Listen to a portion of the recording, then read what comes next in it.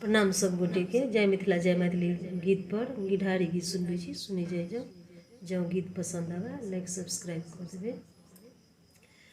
भैया हो हमरो लाए आनी पियर साड़ी जगह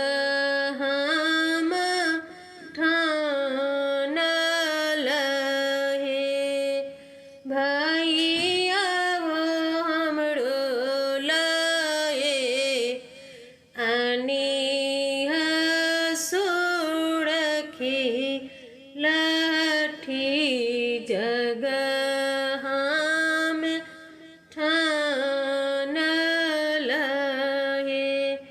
भैया हो हमरो लाए आनी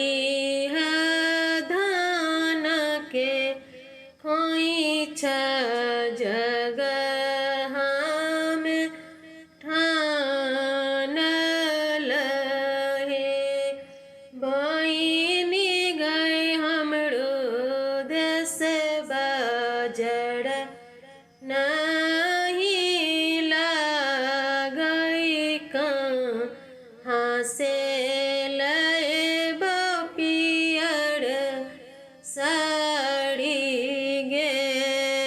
बहिनी गे हमरो देश मन बड़ियो नहीं बसथिन कहाँ से लेबो पियर साड़ी गे। बहिनी गे हमरो देश लहरियो नहीं बसथिन कहाँ से लेबो सुरखी लाठी गे। बहिनी गे हमरो देश में धान नहीं उपजत कहाँ से लेबो धान के खोइछा गे।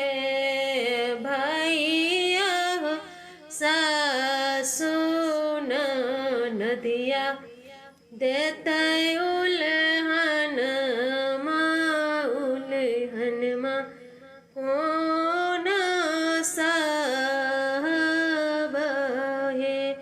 भैया हो सासु नदिया देते उलहन उलहनमा कौन